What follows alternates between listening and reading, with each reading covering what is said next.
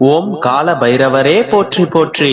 என் அன்பு குழந்தையே, இந்த மங்களகரமான தினத்தில் உனது பிரச்சனைகளை தீர்த்து வைக்க பைரவர் உன்னை தேடி வந்திருக்கிறேன். இந்த பதிவை முழுமையாக கேள் தங்கமே, என் செல்ல பிள்ளையே. என் அன்பு குழந்தையே, இதயமே வெடித்து சிதறும் அளவிற்கு பாரத்தை சுமந்து கொண்டிருக்கின்றாய். ஒன்றை மறந்து விட்டாய், அந்த இதயத்திற்குள் தான் நான் சிம்மாசனம் போட்டு அமர்ந்துள்ளேன். நீ சந்திக்கும் தோல்விகள் உன்னை நிலைகுலைய வைத்துள்ளது.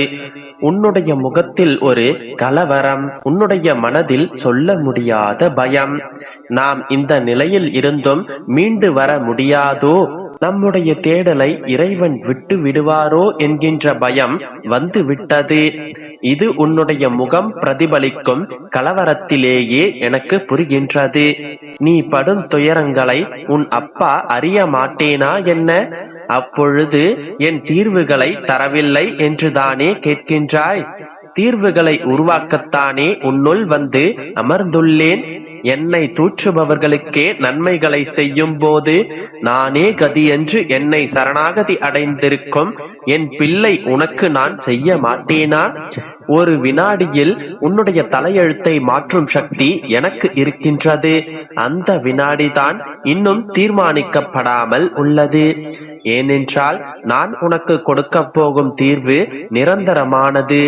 சில விஷயங்கள் உனக்கு கூறியதை போன்ற நிகழ்வு இப்போது நடக்காமல் இருப்பதை நினைத்து உனக்கு உன்னுடைய கோரிக்கைகளை நான் நிறைவேற்றவில்லை என்று தோன்றும். தினமும் நல்ல வார்த்தைகளையே கூறுகிறீர்கள், நம்பிக்கை தரும் நிகழ்வுகளையே கூறுகிறீர்கள். ஆனால் எனக்கு எதுவுமே நடக்கவில்லையே என்று நீ கேட்பது எனக்கு கேட்கின்றது. என் மகளே, ஒன்றை புரிந்து கொள். நடப்பதை மட்டும் தான் நான் உனக்கு கூறுகின்றேன். உன்னுடைய அப்பா உனக்கு கூறியதை நிச்சயம் நிறைவேற்றுவேன். உன்னை காப்பாற்ற உனக்கு பக்க பலமாய் இருந்து உன்னுடைய பயணத்தில் நானும் பயணிப்பேன் என்றும் அதை மறவாதே. நீ என்னிடம் கேட்டவையெல்லாம் தாமதம் ஆகலாம், ஆனால் தப்பாது.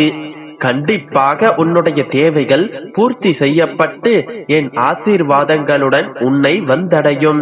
இந்த என் ஆசிகளை நீ பெற்றுக்கொண்டால் இனி ஒவ்வொரு நாளும் உன்னுடைய மனம் மகிழும் மாற்றங்கள் நிகழத் தொடங்கும். நீ எதிர்பார்த்த அந்த மாற்றங்கள் உன் வாழ்வில் ஒவ்வொன்றாக நிகழும். தோல்விகளால் துவண்டு போன நீ இனி சந்தோஷத்தில் குதூகலிக்கப் போகின்றாய். என் வார்த்தைகள் எல்லாம் வெறும் வார்த்தைகள் அல்ல, என் சத்திய வாக்குகள். ஒருபோதும் பொய்க்காது. நல்லதுதான் நடக்கும். நான் உன்னோடுதான் இருக்கின்றேன். எப்பொழுதும் என்றென்றும் உனக்காக நான் இருக்கின்றேன். யாமிருக்க பயமேன்?